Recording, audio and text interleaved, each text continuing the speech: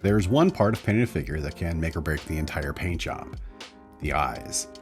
You can spend hours painting every little detail, getting the colors perfect, the shading perfect, the highlights perfect, and then you paint the eyes. And suddenly something just looks wrong.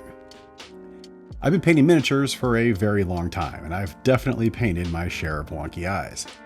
But as I moved from miniatures into larger statues, I started figuring out what actually makes the eyes look right. And today, I want to show you exactly how I paint them. So, grab a brush, and let's paint some eyes. Welcome back to Old Painter Man. I am the Old Painter Man. This is painting with the Old Painter Man. So I printed off a couple heads in quarter scale just for practice. This is a Chun-Li head. I've already primed it in Vallejo sand primer. And I just went ahead and threw a few flesh tones on there just so it didn't look completely bare. So now I'm going in with an ivory paint. I'm just going to paint the white part of the eye known as the sclera. For this, I want a nice even coat in good coverage. I'll probably go through and do 2 coats every time I do this. You don't want any texture on the eye at all whatsoever. Smooth is kind of the name of the game here. One thing you'll see me do over and over and over again throughout this entire process is wick the extra paint off on my finger or whatever I have handy most of the time. Reason being, you don't want a lot of paint or a lot of water in your brush, because when you do, that paint and water will go all over the place, and that's not what you want at all whatsoever. You want it to go exactly where you're telling it to, especially on the eyes, because one time with a brush that has a little bit too much paint, and you're going to have some cleanup to do. I decided to make this, and I'm not going to fast forward through hardly anything. This is going to be the whole process. So after I have the sclera painted in and I feel happy with it, I'm going to grab some dark ivory and paint in the shadow that your upper eyelid creates. You typically don't want this to be really stark, that's why I just do the jump from dark ivory to ivory. It's still noticeable, but it isn't right in your face. There are times we're going to do a more dramatic lighting on a painting where that might be a darker color, but for this, not so much.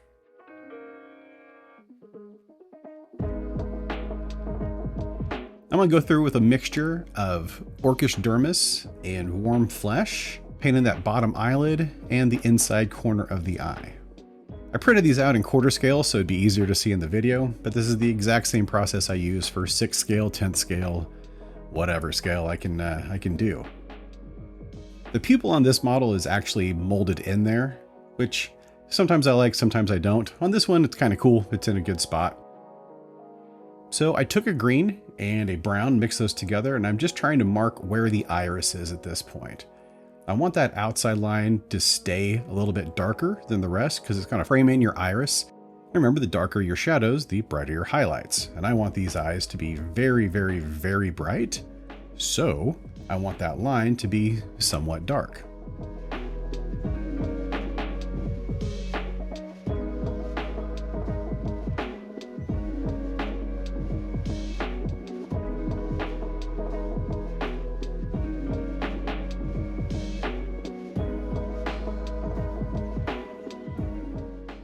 I'm going to go through with a regular green and just color all that in. This will also take about 2 coats normally. I just want a nice even layer on there and staying right inside that darker line that we have on the outside. I want to keep that if possible because I'd really rather not have to go through there and paint it in manually. Sometimes you screw up and you have to, but not today.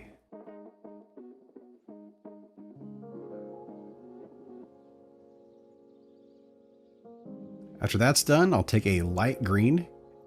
I'm going to start this right under where that dark ivory line is. That dark ivory line is going to establish the shading on the entire iris. So I go right underneath that and right up to it, and it reinforces the idea of the shadow coming down from the upper eyelid. Again, trying to keep that outer line as much as possible.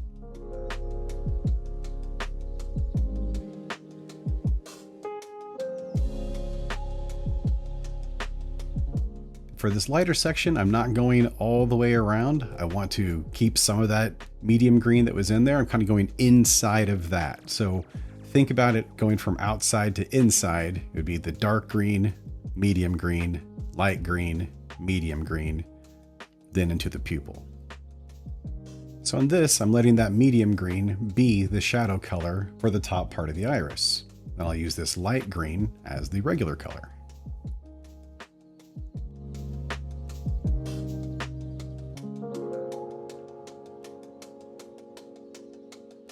Now I'll go in with that light green mixed with a little bit of bright yellow.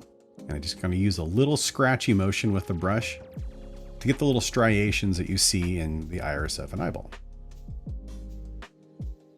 And again, this is one of those areas where it's so important to make sure your brush is loaded correctly. If you have too much paint or too much water on your brush, this is near impossible.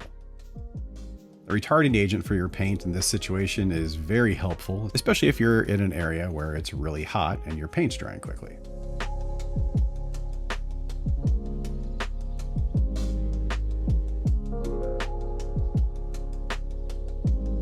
So now I'm going to take that medium green again, and I'm just going to reinforce those lines a little bit more. Now I'm going to go through with the fluorescent green, put that on top of those lines that I just made. And that's really going to brighten up these eyes.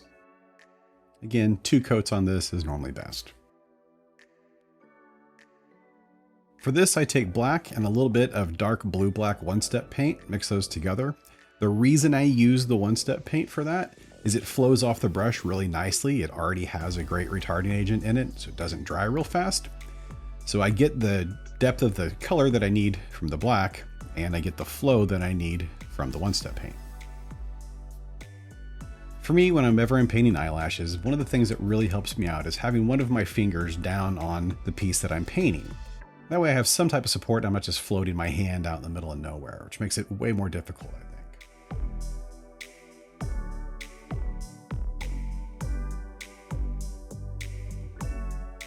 For the bottom eyelid, I mixed together a little bit of shadow flesh in with that same black-blue mixture that I was using. I don't want it to be quite as stark black as the upper set of eyelashes. And I also used that same color to kind of feather this in over on the corner. I think it gives a little bit more of a natural look. These heads were printed off just for practice, so that's why you'll notice there's no sanding or finishing done. This is just to practice eyes.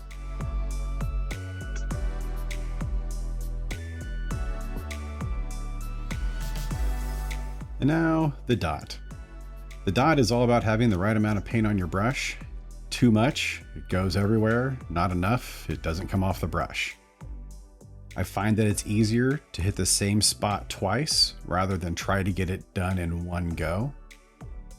This is the pattern I typically use for applying these highlights. Kind of a standard one up in one corner, one down lower. And there you go. Male eyes are similar, but a little bit different. This one does not have the iris sculpted in, so I use a mechanical pencil first. I put 2 little dots in there just to make sure he's looking the right direction with both eyes. Once that's done, I'll start sketching in the iris itself. And this is more just an idea. It doesn't have to be exactly there, but it gives me something to aim for. Same thing as before on the other eyes, just going through with ivory and painting the sclera of the eye. Again, 2 coats here is normally better than 1 thick one. You really want to avoid texture forming on the eye. And this is directly on top of the resin. There's no primer on this model. I just threw a little bit of paint for skin down just so it wouldn't look weird. And I'm painting directly on top of the resin, which I really like for eyes. It's the smoothest version possible. And as long as you're using kind of a neutral colored resin, it seems to work really well. If I had a black resin, obviously I wouldn't do that. I'm just painting in that bottom lid with a little bit of warm flesh. Now I'm painting in the upper shadow with dark ivory. Now I'm going to start mapping out the iris, just using a dark brown. First, I kind of paint where I think the pupils will be, again, just to make sure he's still looking in the correct direction. Then I'll start filling out the whole iris.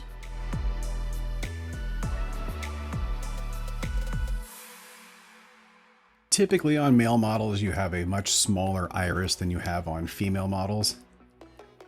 Makes them look darker and more menacing.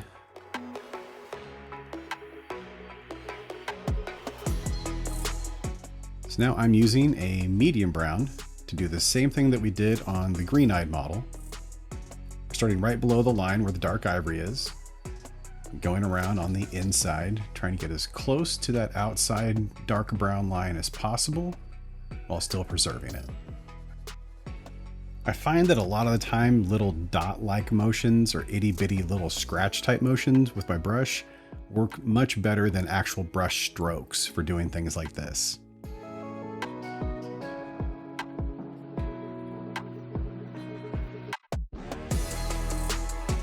I'm using that Orcish Dermis Warm Flesh mix to paint the inside corner of the eye and along the bottom eyelid where the eye and the bottom lid connect.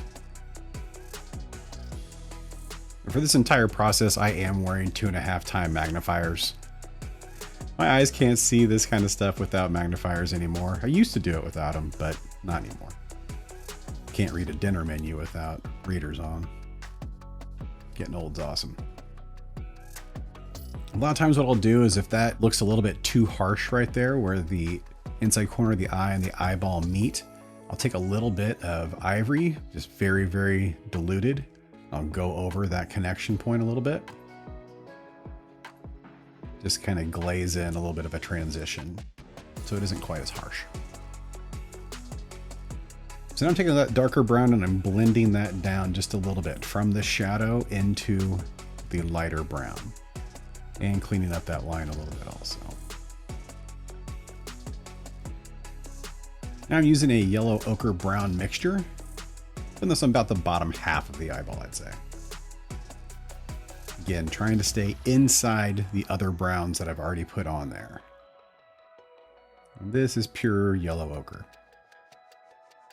Here I'm just adjusting the shape, making sure that where the pupil is going to be is shaped the way that I want it to, and the overall eye is shaped the way I want it to be as well.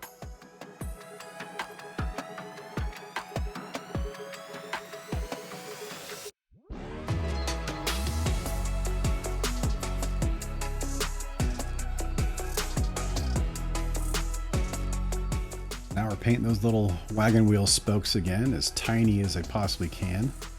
Got a little bit wide with a couple of them to go in and fix those. At 6th scale, I don't really attempt these lines. I put the texture of the iris in more with scratchy brush strokes than I do trying to paint these little individual lines. Just a little bit small at 6th scale. I did go through and clean that up a little bit. I just used that same yellow that I'd used on the step before and just went back over those. So now as a little bonus, we'll do some eyebrows. These eyebrows are heavily sculpted on here, so I took a little bit of shadow flesh and I mixed it with the brown that I'm going to have as the main color for the eyebrows. And I'm just covering this up, the bright white ridge I have at the top. I want that to go away to where that meets the head, because I think that always looks kind of wonky. So covering that up and just putting like a shadow down of where the eyebrow is going to be.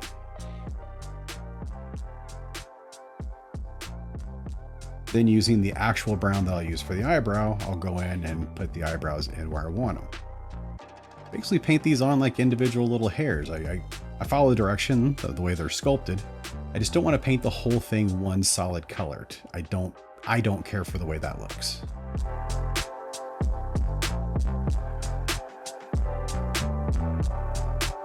Time for the dot.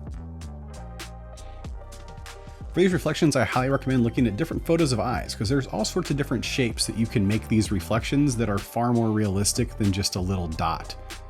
I just did this for the example today, but there's definitely more than just one shape.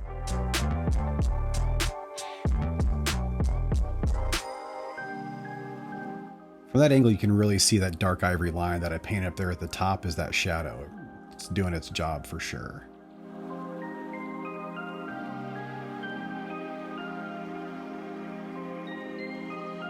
For my patrons over on Patreon, there will be another small video of the third set of eyes that I painted. And here's a little spoiler for the video coming out later this week. If you follow my Old Painter Man account on Instagram, you've already seen the final photos. Or on my Patreon, I put them up on there as well. But I should have this up by the end of the week. Just as a quick reminder, Gallery Day is currently going on. A lot of huge discounts there, and you can look in the description down below and get a coupon code worth an extra 10% off of your order. Ordering through my link does give me a small commission, and it saves you money, so that's a bonus for everybody. Thanks for joining me today. I'll see you later this week. Until then, get off my lawn.